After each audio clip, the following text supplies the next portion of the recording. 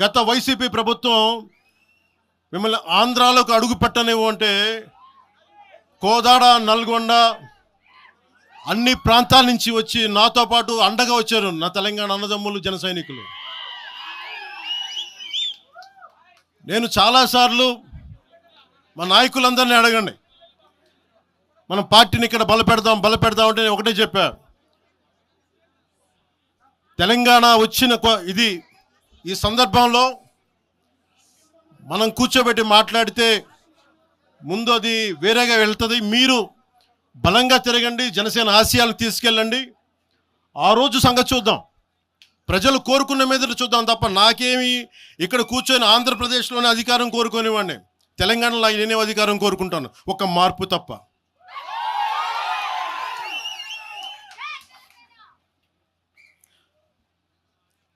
జనసేన ప్రయాణం తెలంగాణలో మొదలైంది. నేను మీకు ఏ సమస్యకైనా సరే నేను కూర్చోబెట్టి మా నాయకులు ఒకటే చెప్పా, మీరు సమస్యల మీద పోరాడండి. నాకు బాగా ఇబ్బంది కలిగించే అంశం ఈ మధ్యన పదే పదే చూస్తూ ఉన్నాను,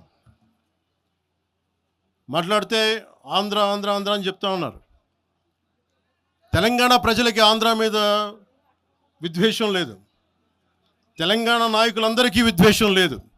తెలంగాణ ఏర్పాటు కావాలని కోరుకున్నారు కానీ ఆంధ్ర ప్రజల మీద ఎక్కడా విద్వేషం చూపించలేదు. నిజంగా తెలంగాణ ప్రజలు కానీ మొత్తం తెలంగాణ నాయకులు కానీ విద్వేషం చూపించి ఉంటే ఈ రోజున ఒక్క ఆంధ్ర ప్రాంత వ్యక్తి కూడా ఇక్కడ తెలంగాణలో ఉండలేడు. ఇది తెలంగాణ తాలూకు ప్రేమ, తెలంగాణ ప్రజల తాలూకు ప్రేమ, ఇవన్నీ ఎవరు మర్చిపోరు. నాకు ఈ మధ్యన వస్తా ఉంటే నువ్వు హైదరాబాద్లోకి ఎలా అడుగు పెడతావు, నీకు హైదరాబాద్లో ఏం పని, ఇది నేను ప్రత్యేకించి చెప్తా ఉన్నా. మీరెవరైనా నన్ను బెదిరించడానికి, బెదిరించే వాళ్ళ మీ అయ్యే జాగీరా తెలంగాణ.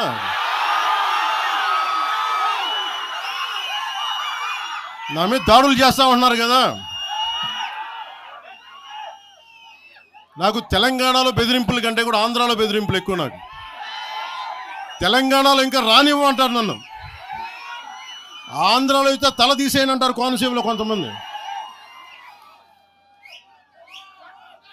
నేను ఓడిపోయినప్పుడు 2019లో ఓడిపోయినప్పుడు మన తెలంగాణ నాయకులు ఒకటే చెప్పారు, అన్నా మా తెలంగాణలో ఉంటే నీకు పరిస్థితి రానిచ్చేవాళ్ళం కాదని చెప్పి.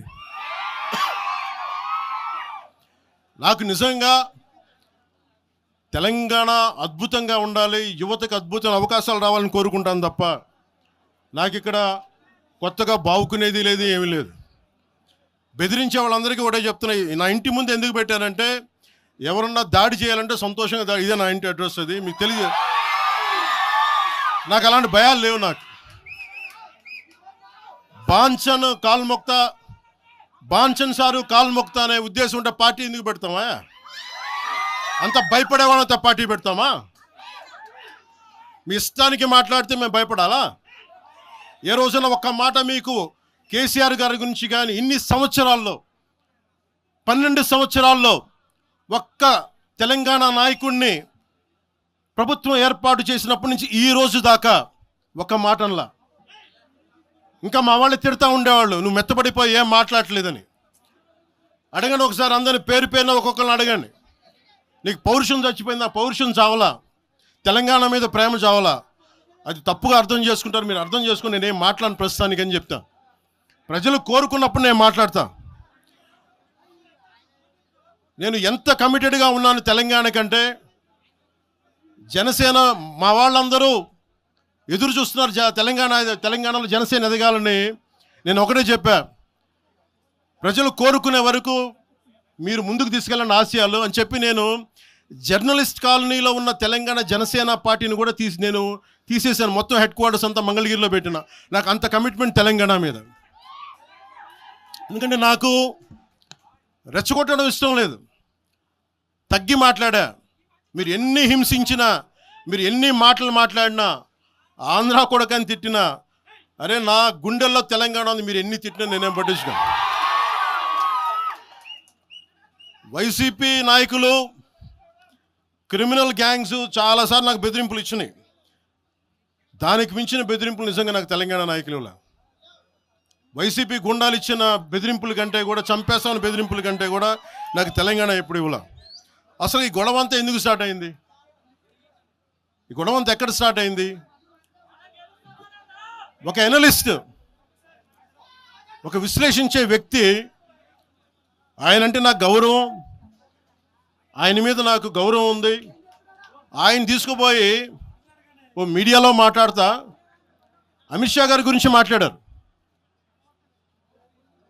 అమిత్ షా గారు నేను మాట్లాడుకున్నామంటే ఆయన విన్నారంటే, ఆయన కూర్చొని తప్పుడు మాటలు మాట్లాడితే దాన్ని ఖండించే. నా మీద మా మనకు మాట అంటే మన జన సైనికులు ప్రతి చోట ఏదో కూర్చొని ఒక కేసులు పెట్టారు కూడా నాకు తెలియదు. తెలిసిన వెంటనే చెప్పాను, అవన్నీ వదిలేనని చెప్పాను నేను. అవన్నీ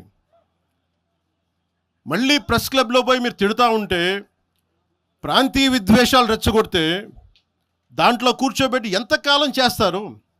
12 సంవత్సరాలు తెలంగాణ వచ్చిన తర్వాత ఇంకా తెలంగాణలో ఉపాధి లేకపోయినా, ఏమి లేకపోయినా దానికి ఆంధ్రుడే కారణం, దానికి పవన్ కళ్యాణే కారణం. పరిశ్రమల్లో ఈ లెక్కల్లో ఇంక మీరు ఎప్పుడు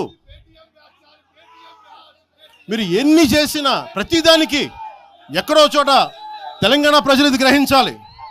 ఉద్యోగాలు రాకపోయినా, ఉపాధాలు రాకపోయినా ప్రతిదానికి ఆంధ్రోడు కారణం అంటే, ఆంధ్ర ప్రజలు నిజంగా ఎందుకు వస్తారు ఇక్కడికి? తెలుగు చిత్ర పరిశ్రమ ఎందుకు వచ్చింది?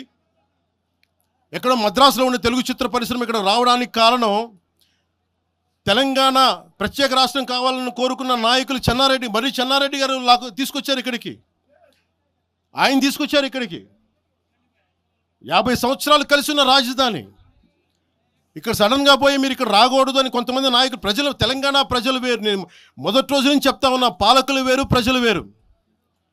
తెలంగాణకి అన్యాయం చేసిన పాలకుల్ని, దాంట్లో పవన్ కళ్యాణ్ కూడా వాడిని కూడా ఉరిదీసాను పర్లా.